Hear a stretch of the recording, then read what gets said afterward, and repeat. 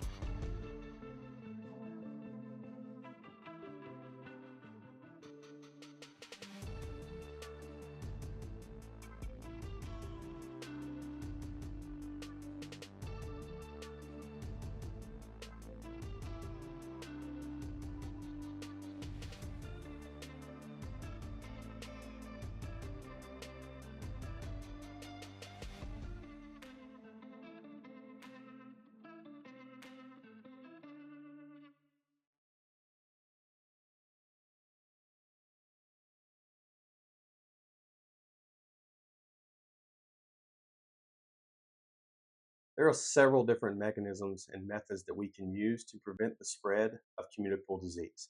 It ranges from public education and prevention to using proper hand hygiene, the way that we arrive and respond to calls, how we don and doff our PPE, and even the methods we use to decontaminate our ambulances after a call.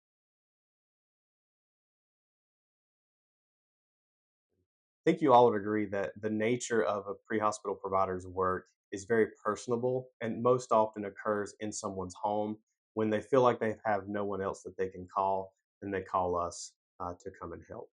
So with that, that puts us in a unique position to influence public health and the safety of the public in general. Now, if we look at what's called Healthy People 2020, this is a national initiative that outlines the issues that are affecting Americans today.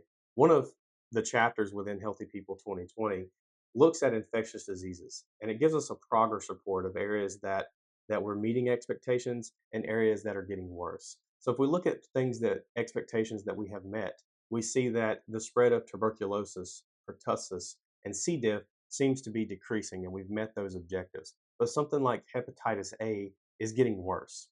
So with that, when we consider that there's still areas that in regards to infectious diseases that need to be improved upon, that gives us several different methods that providers can use to help educate the public.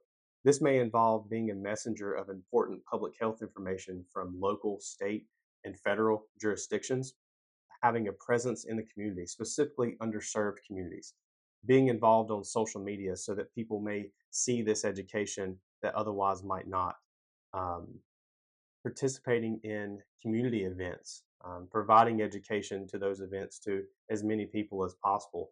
And it may even involve providing education on immunizations and administering those vaccinations to people who wish to receive them. This also brings us into the discussion of community paramedicine. Over the past 5 to 6 years, we've really seen an expansion of these programs. And community paramedics have multiple different functions and roles within an EMS system that include follow up with a patient after they leave the hospital, managing chronic diseases, connecting them into the healthcare system with a primary care physician, etc., providing personalized care in someone's home. That includes providing medical education, education on infectious diseases that they may be susceptible to, and even education on immunizations and providing those vaccinations inside someone's home. These are all ways that as paramedics we can increase public health education in the communities that we serve.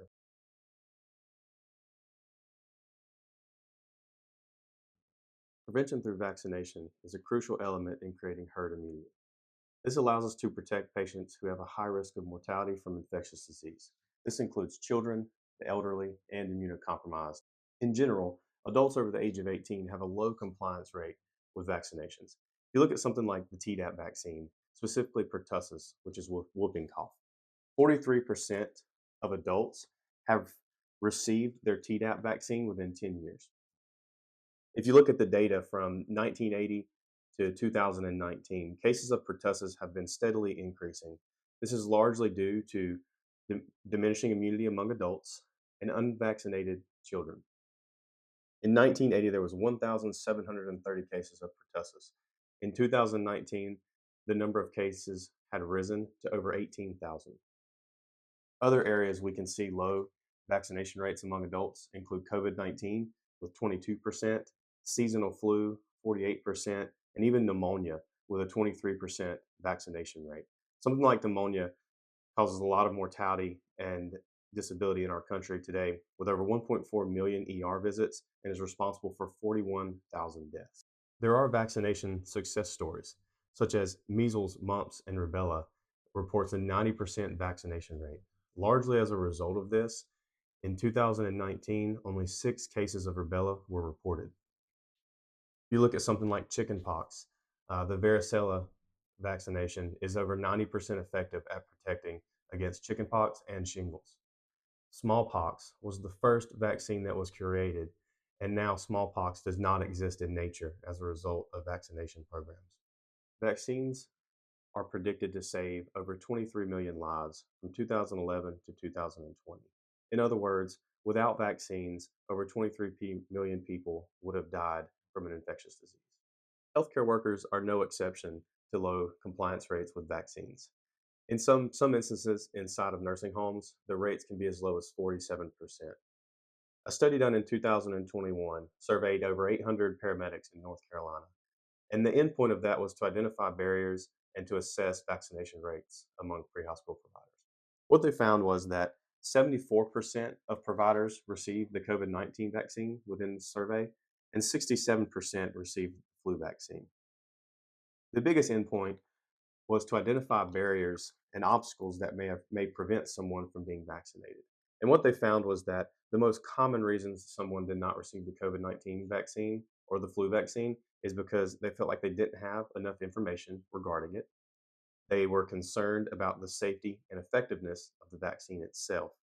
The main reasons that someone chose to receive the vaccine included protection of their family, protection of their patients, and they may themselves feel that they were at high risk of mortality due to COVID-19 and received vaccination in lieu of that. This helps us identify that there is a need for increased education among providers and more discussion surrounding vaccinations and what vaccines, as providers, we should receive.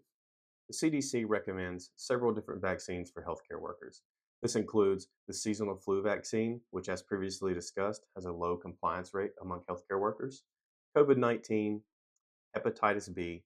Hepatitis B in most places is a requirement to either have the vaccine or sign a declination that you do not wish to receive the vaccine.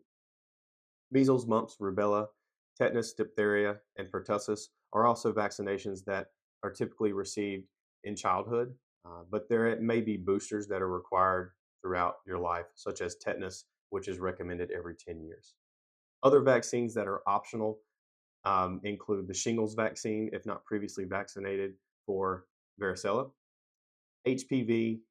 The CDC recommends that prior to employment in a healthcare field, you should receive an initial TB skin test, and then there's no need for another TB skin test unless you have an exposure or you begin to show symptoms of an active TB infection. As always, when determining what vaccinations are right for you, please do your own research, have a discussion with your primary care physician, and make a decision that works best for you. Several different types of vaccines are used to create immunity. Live attenuated vaccines use a weakened form of the agent to produce an immune response. This can lead to a very strong and, in some cases, lifelong immunity to the agent itself. Messenger RNA vaccines, such as the COVID-19 vaccine that came about in 2020, I believe. There's been decades of research regarding mRNA vaccines, and the way that they work is the messenger RNA enters the host cell and transfers its DNA, and this results in the creation of antigens to its specific purpose. In COVID-19, the antigen that is created is severe acute respiratory syndrome, COV2, and this helps to create a COVID-19 immune response. Another type of vaccination that we see is non-replicating or inactivated vaccines. These include hepatitis A, B, influenza, human papillomavirus, and even bacterial meningitis. The way that these vaccines work is the pathogen is either killed or made ineffective or modified so that it is unable to replicate. Once it's introduced into the body is still able to recognize the pathogen and create an immune response for it. One drawback to these types of vaccines is they do require boosters, and it may require multiple vaccines over a period of time. Another type is a subunit vaccine. And basically, what these use is they use a protein or another portion of the agent itself to infer immunity in a patient. Toxoid vaccines. This includes tetanus and diphtheria. This isolates a harmful product within the agent itself and offers immunity to that harmful product. So it does not create immunity to the germ itself, only the toxin that is produced by the germ.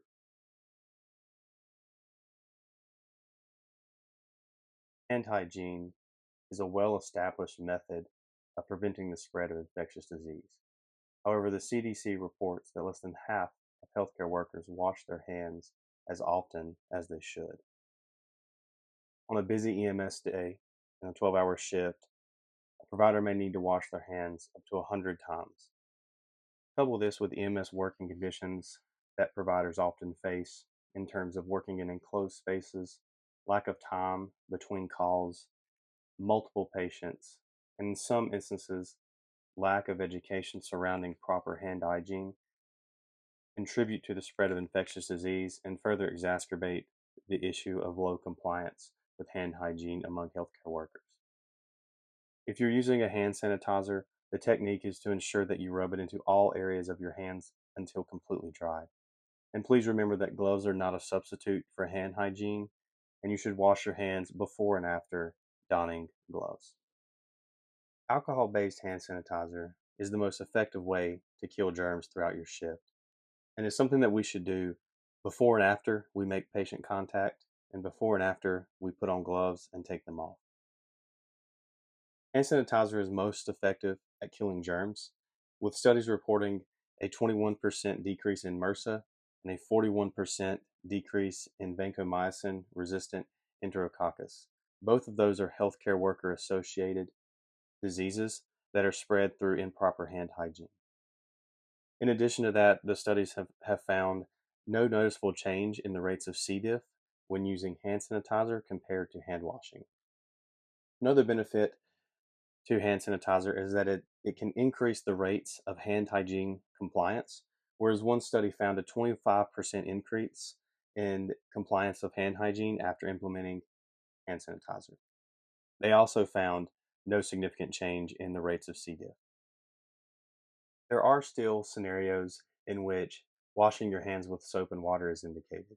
This includes when your hands are visibly soiled with blood or other body fluids, after using the bathroom, before and after eating, and in patients with known or suspected C. diff. The CDC recommends this out of an abundance of precaution, largely due to the theory that C. diff being a spore based bacteria, using soap and water is able to wash off more of the bacteria than using hand sanitizer alone. So, in patients with known or suspected C. diff, it is good practice to use soap and water to wash your hands. To start, wet your hands, work the soap into a rich lather. When washing your hands, you're going to do so for about 15 to 20 seconds. But the CDC reports that the most important thing to remember is that you wash all of the commonly missed areas, such as your fingernails, in between your fingers, and your thumbs. Once you've done that, the next couple steps are to wash your hands off with water, dry them. I would also consider using a paper towel to cut the water off and open the door. 911 dispatch is often a patient's first contact with the EMS system. As a result, dispatchers have the ability to assist in identifying possible infectious disease and use those resources to better prepare providers for what we may face on arrival. Dispatch is able to target questions in regards to recent travel, onset and type of symptoms, recent exposures, and in some cases, patients that already have a positive test for an infectious agent, such as influenza or COVID-19. Dispatch can also start to provide medical care to a patient and may even advise them to put on a mask if able and meet EMS outside so that we limit our exposure as we move into someone's home. Albright et al. Is a COVID-19 dispatch screen study completed in 2021. The endpoint of the study was to assess the efficacy of a dispatch screen in determining the presence of an infectious disease. Some of the questions that dispatchers would ask patients included: do you have a known COVID 19 exposure? The presence of fever, chills, shortness of breath? Are you a healthcare worker? And have you traveled anywhere recently? They would utilize these questions to help assist providers in being aware of the potential for an infectious disease. The results of this study found a moderate sensitivity of 74.9% and a negative predictive value of 99.3%. So that tells us that patients that answered no to all those questions were extremely likely to not have COVID 19. Patients that answered yes to some of those questions may potentially have COVID 19 with a moderate sensitivity. This showed value in helping providers predict infectious disease, but it did not replace providers needing to do their own screening once we arrive to the patient. Dispatch screening algorithm helping to predict the presence of an infectious disease. This can also help providers select the appropriate PPE. As dispatch moves through a screening algorithm, like the sample algorithm you see on the screen, at certain check marks can recommend the minimum level of PPE that providers should don prior to making contact with a patient.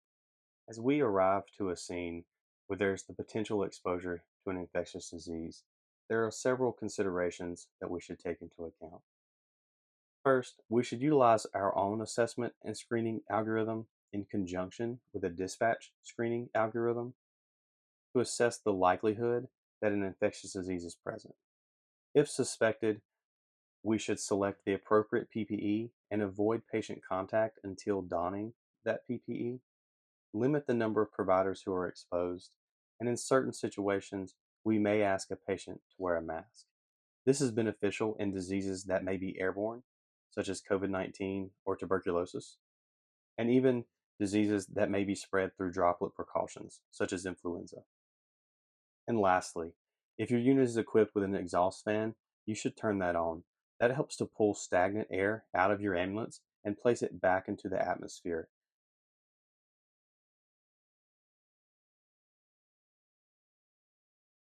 When choosing the appropriate level of PPE, you can break this down into several different categories. This includes standard, contact, droplet, airborne, and special respiratories. I've combined both of those because they're very similar, and viral hemorrhagic fever precautions. These are the different levels of PPE that you can select for the given situation.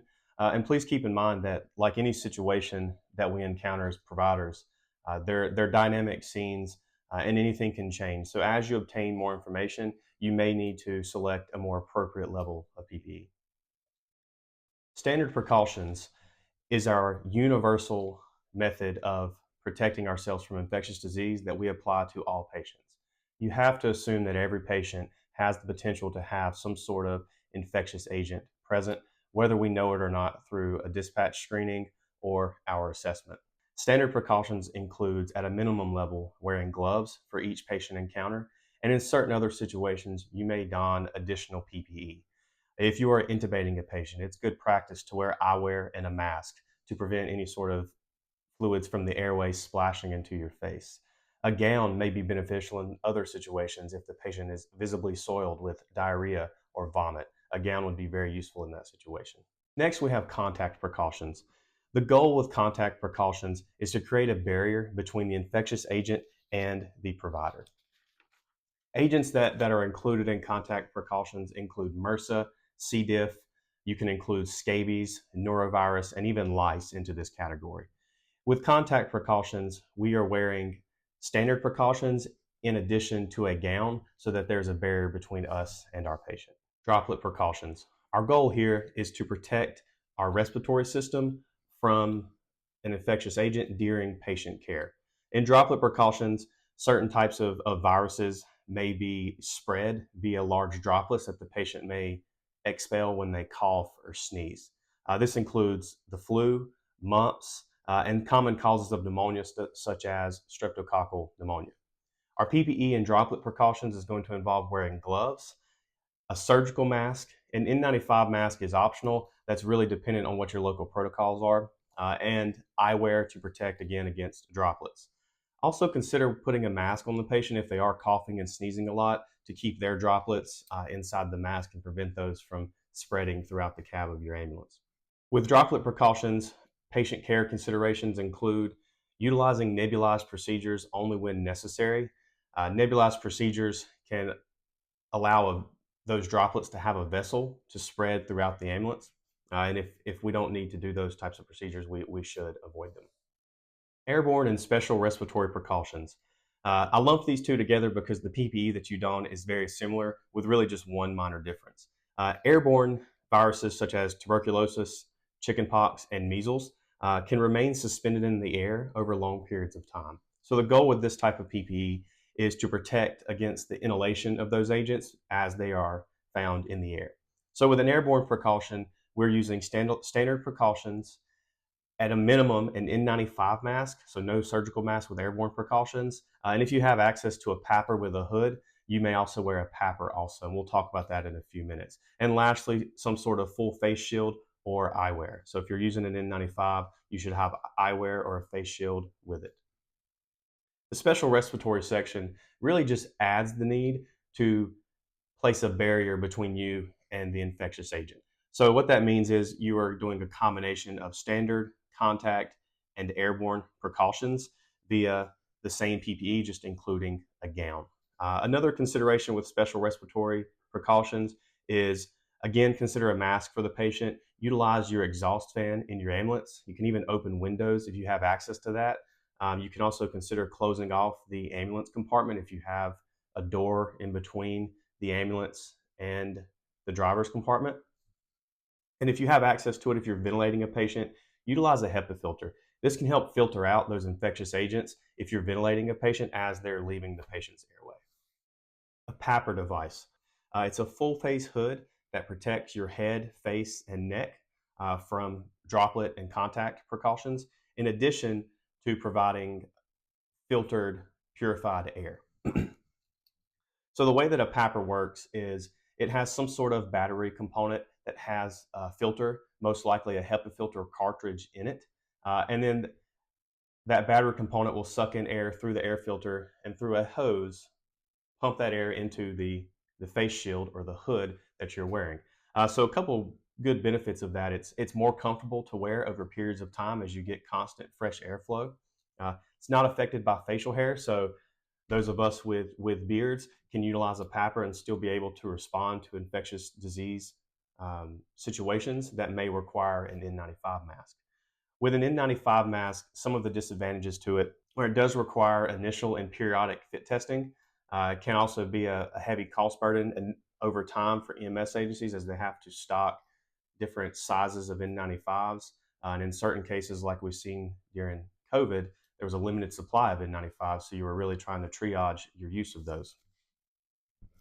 N95s also have just a poor tolerance by the user. If you've ever worn one for a period of time during a call with eyewear and things like that, then you know that it gets very hot underneath the mask, and it's hard to breathe through the mask too because of how tight it fits to your face. With a PAPR device, it's a little bit easier to breathe and work in that situation. But like any piece of equipment we use, it does have limitations. Some of the disadvantages to a PAPR device is it does require a battery. In certain cases, they can be a little bit noisy. And then also, if you do not check your battery throughout your shift, you run into a situation where it may be dead right before you need to use it. With certain PAPRs with a full face shield and a hood, you may not be able to use a stethoscope, which for us as providers, that might be a significant concern when needing to listen to lung sounds, listen to a blood pressure, listen to heart sounds, and other things like that. And PAPRs are pretty expensive initially.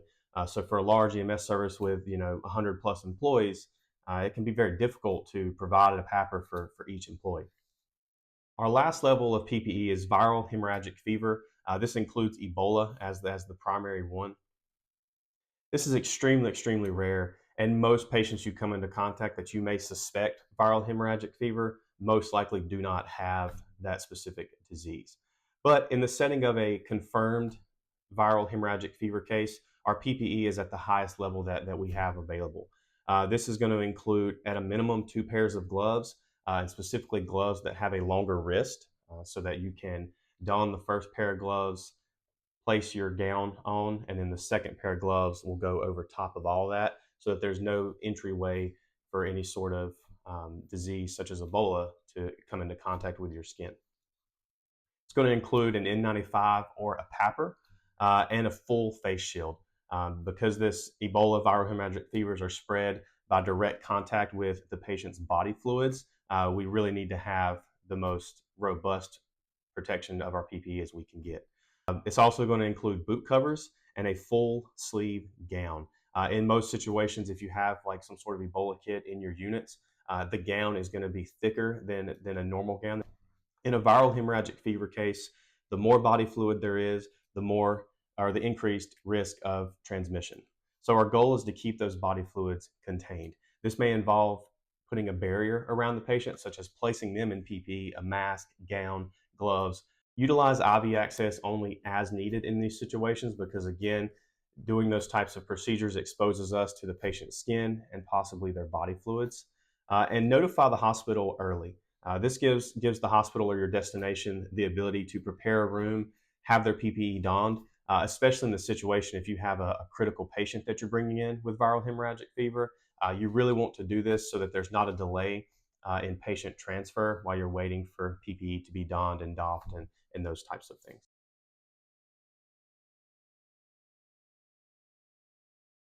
General donning and doffing of PPE considerations. There's multiple different ways that you can don and doff your PPE. The main principle is that you're doing so in a safe manner and you're avoiding cross contamination while you're doing so. Also, be sure to use hand hygiene very frequently during the process of donning and doffing your PPE. The general order to don PPE includes starting with a gown, mask, eyewear, and last donning your gloves.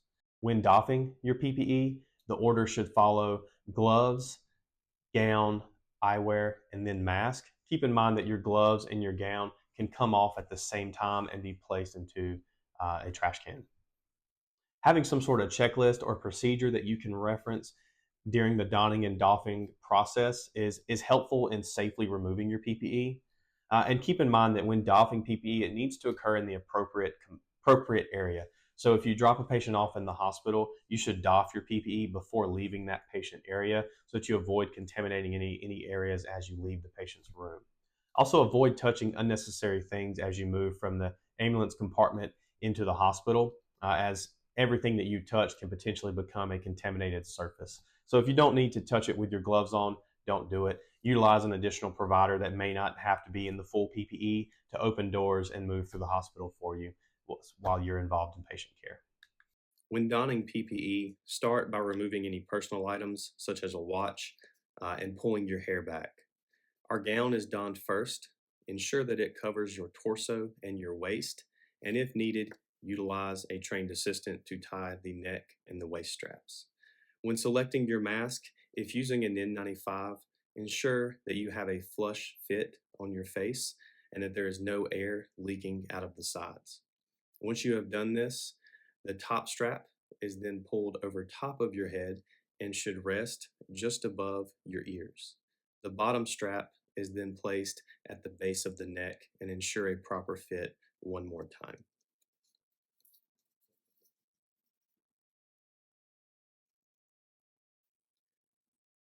When you're placing your eyewear, whether it's goggles or a face shield, be careful not to touch the front so that you have no issues with vision. The last couple steps here are to perform hand hygiene one more time and don your gloves. Keep in mind that as you place each individual item, you should be inspecting it for any compromise, such as a tear or a hole.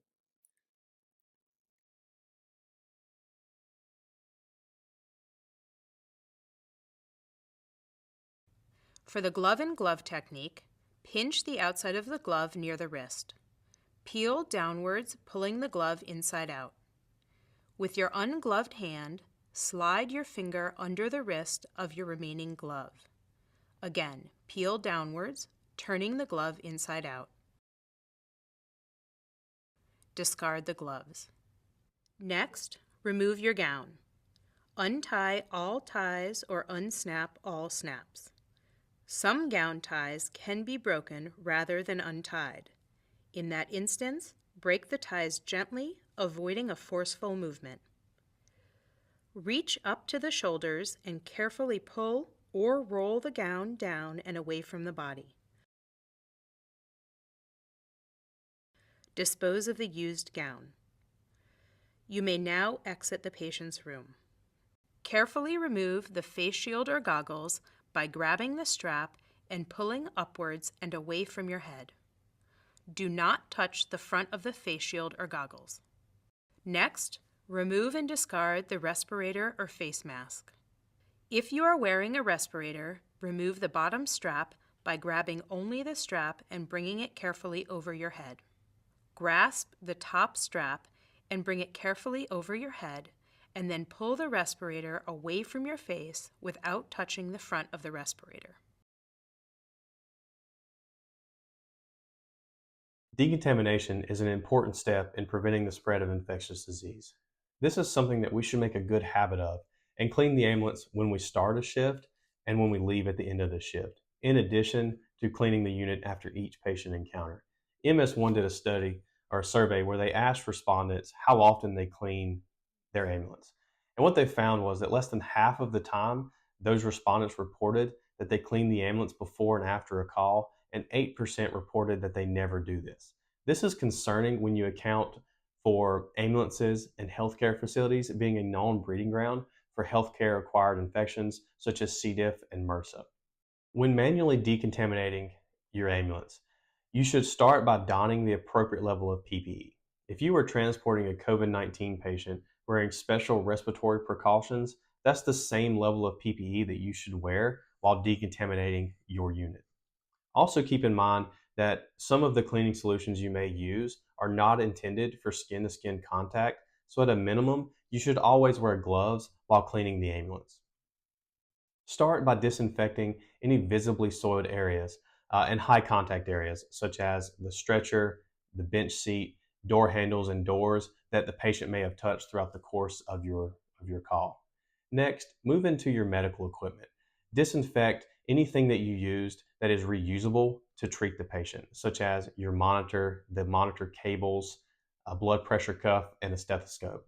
Also, think about things that are commonly overlooked that you may have touched throughout the course of a call, such as a pen, a radio to call the hospital, or even a computer or clipboard you used to begin your PCR. Choosing the appropriate cleaning solution is also important.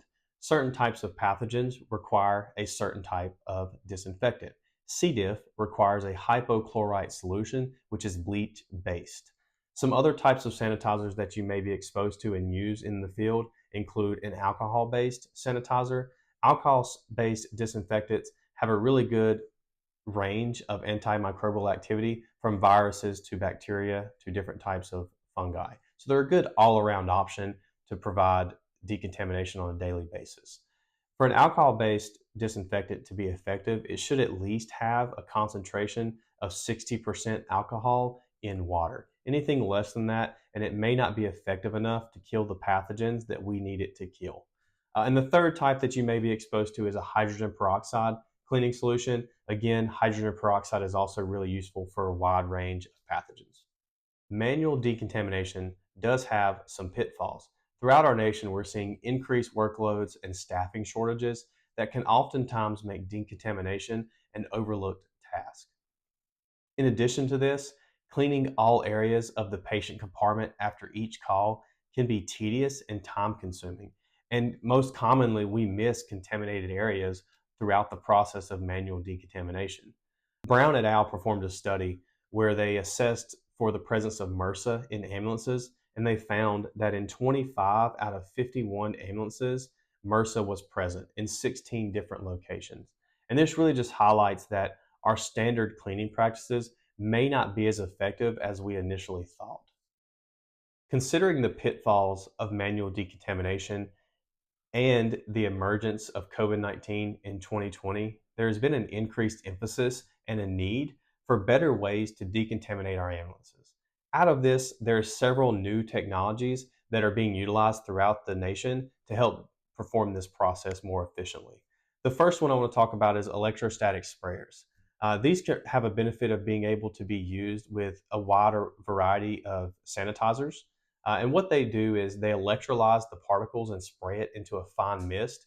And that fine mist is able to stick to surfaces better and move into cracks and crevices that were otherwise missed via manual decontamination. A study done in a hospital setting using a bleach based solution found that electrostatic sprayers were effective at reducing the amount of C. diff spores present on things such as wheelchairs and hospital beds. The next type is UVGI, which is ultraviolet germicidal irradiation. And what this does is this uses a UV light to help kill pathogens. UV light has been well documented to reduce the level of pathogens on surfaces, and it's something that can be used inside of an ambulance, inside of a station, to help provide continuous decontamination. And that's the biggest benefit with a UV light, is that you can leave it on and it continuously decontaminates. So in the setting of an ambulance, while you're driving down the road with no patient in the compartment or the ambulance is parked at a station, the UV light can be on and decontaminate the back of your ambulance. And then when you do introduce a patient into the compartment, you can cut the UV light off. The biggest disadvantage to UV light disinfection is that the UV light has to be able to see the surface to kill the pathogens on it. So it's not really useful in cleaning areas that are behind cracks and crevices or underneath a bag or something like that. The third type is foggers. Foggers typically utilize a hydrogen peroxide based solution to spray that into a fine mist, and that mist travels to everywhere inside of the compartment that it's placed in. The biggest benefit is there's no need to wipe after its use, and it doesn't leave a sticky residue or anything like that. It does require you to open up any compartment so that the mist can get down into it. And the biggest disadvantage is it's not really applicable for a daily use after each call, because it does take 10 to 15 minutes for the fogger to release its chemical, and then another 10 or 15 minutes for the ambulance to air out and be safe for you to re-enter.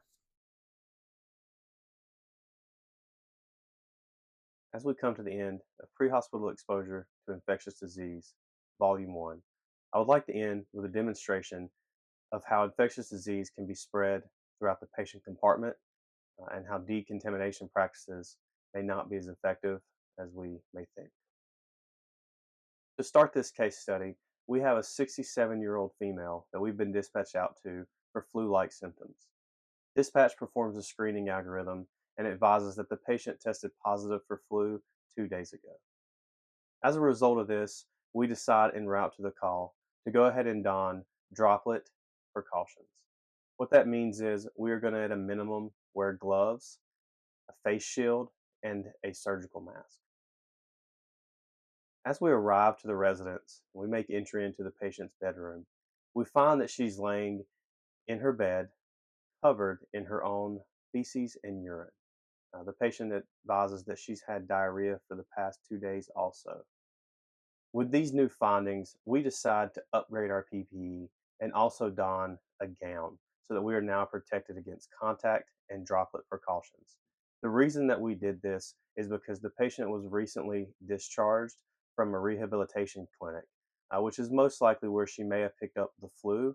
But in addition to that, she may have acquired a healthcare worker associated infection such as C. diff.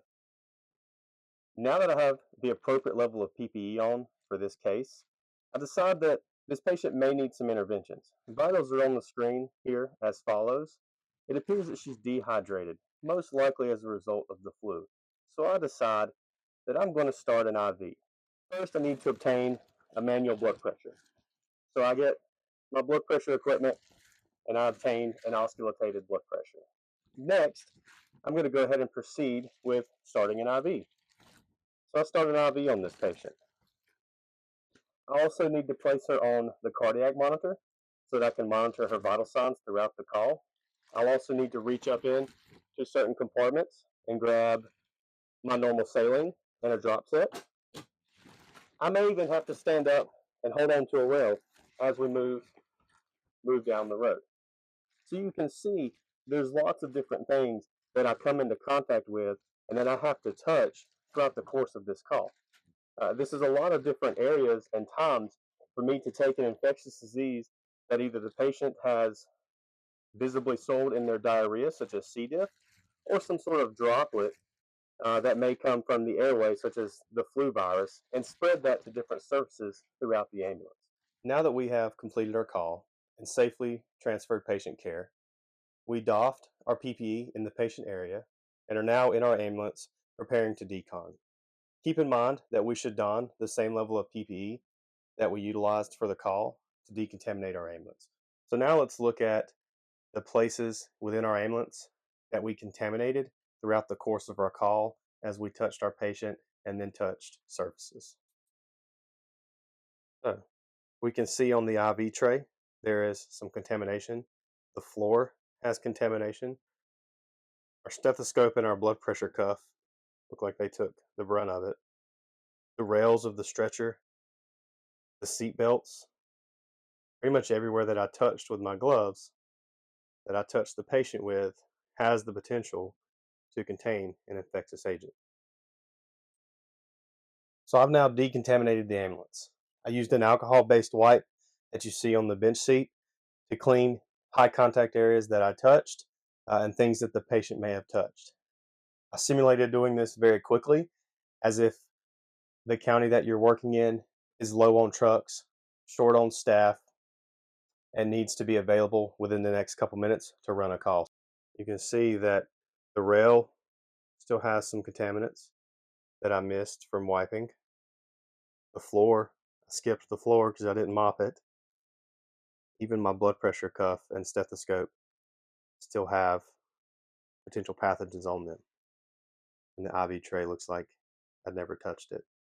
From this experience, I hope you can see how easy it is for us to overlook infectious disease and put ourselves at risk and our patients, especially those that are at a higher risk of mortality from an infectious pathogen. Thank you for watching Volume 1. In Volume 2, we will discuss specific pathogens and their presentation. Thank you.